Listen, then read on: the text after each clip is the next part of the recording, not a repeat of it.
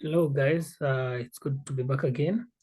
If you're new, please subscribe, like, and share. I usually talk about geopolitics, and thanks for everyone who has been engaging. So, without further ado, today I'm going to talk about the uranium market, and how Russia is a very dominant player in this uranium market, and why uranium is not sanctioned. The sanctions involve, gas, oil, fertilizer, banks, the whole, economic infrastructure of Russia. But uranium has been left out, and it was very interesting to see uranium has not been sanctioned by the European Union and America. Uranium is a very important component in nuclear weapons and nuclear energy, and especially in nuclear energy. And as we go to a future, away from fossil fuel, nuclear will play a very big impact in this journey, in this transformation from fossil fuel to nuclear, because nuclear energy offers clean energy, and the energy output is very high compared to other energy outputs of dam and solar panels. So the nuclear infrastructure, considering the manpower, the machinery that goes into building a nuclear power plant and a dam, and to compare the energy output, the nuclear the nuclear industry is a better option for the world to reach net zero clean energy very fast. So when you look at international law, you realize that there are certain agencies that are given the mandate to control this nuclear program. Like the International Atomic Energy Agency is one of the agency. They supervise, they look at how countries are engaging in this, in nuclear technology. They're following the rules, and they keep tabs on these, on countries that operate this nuclear technology, especially nuclear energy. So Russia controls the lion's share of the uranium market, and it is very hard for Europe and America to sanction Russian uranium, because America and Europe have nuclear power plants, and they are big importers of uranium from Russia. Russia makes $1 billion a year from uranium exports. And because of the energy crisis, most European countries are now going back to nuclear, like France, Germany, and Britain, all these countries, and it will be very risky. They've already sanctioned gas and oil. They cannot really start sanctioning uranium. Russia and China, but Russia is. I'm concentrating on Russia because Russia is the bigger player, has positioned itself as the go-to guy when you need nuclear technology and nuclear proficiency. Uh, there are currently 11 built nuclear reactors in the world, energy nuclear reactors by Russian technology, and they have 30 memorandum of understanding, where they could translate into commitments of building nuclear power plants in 30 different countries. So Russia is a very big player in the nuclear energy sector. Um, so the uranium that is mined from Russia, fun enough, is only 6% of the total uranium found in the planet. Most of the uranium from Russia comes from Kazakhstan, but Kazakhstan is a landlocked country. So Kazakhstan, uranium passes through Russia, then to Europe and America. So when you combine Kazakhstan, the CTSO organization, the Security Alliance of Russia, former Soviet Union, the Kazakhstan, the Uzbekistan, all these countries, they account for almost more than 20% of total uranium in the world. So uh, Russia only has 6% of total uranium reserves in the world. But how come Russia is the most dominant player in the uranium nuclear energy? It's because the easiest part is having the uranium, mining the uranium. The hardest part is the conversion and the enrichment. Uh, when you go to the enrichment, Russia controls 38% of enrichment process and 40% of the conversion.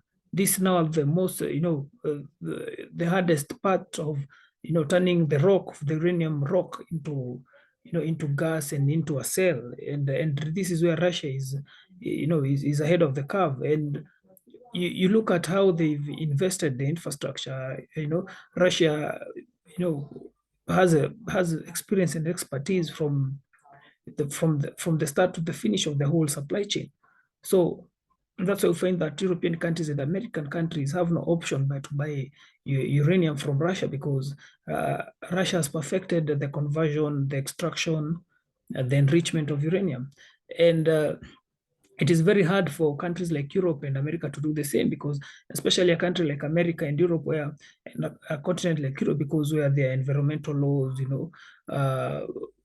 mining uranium, especially in America, most uraniums are found in indigenous areas. So the environmental laws in America prohibits in this kind of mining. There are some places where mining used to take place when America used to mine uranium, and right now those places, the waters are contaminated. So there's a lot of laws that ensure that America cannot just mine uranium as Russia. Another thing is that the Russians uh, are masters in the energy sector. Apart from selling Russia gas and oil, they ensured that also the nuclear energy, they were masters, because they perfected the art. They're building a nuclear power plant in Hungary, in Turkey, in Egypt. They were almost building one in Finland until the war started. It was cancelled. But they have perfected this art. And when you look at how Russia has positioned itself as an energy superpower in all sectors, uh, the oil and gas to nuclear. When you see when you go to the American side, you realize that even if they mined the uranium, the conversion and the enrichment process will be very hard and too expensive, because of their bureaucracy, of the Western bureaucracy.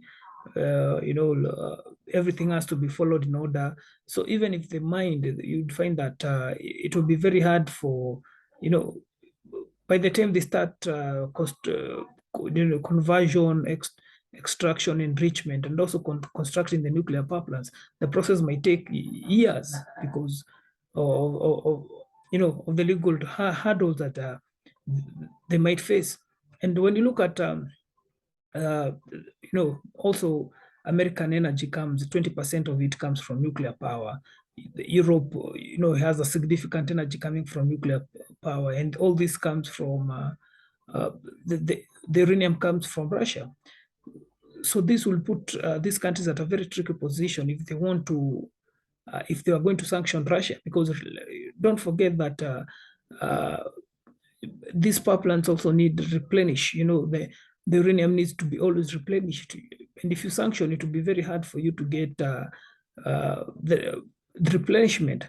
Another reason is because the nuclear power plants built by Russian, especially in Eastern European countries and other countries, are built with Russian technology. So if the uranium is, the cells are need to be replenished by new uranium, you find that it's only the Russian who can replenish, because the nuclear power plants were made in the Russian system, because it would be very hard to get an American company to come and replenish. It will cost more money, and to do that work, you need to convert the whole system so that the whole system can fit, to dissolve the Russian system in the nuclear power plant to feed the American, and that is a high cost. Let's not forget these plants are very, very costly.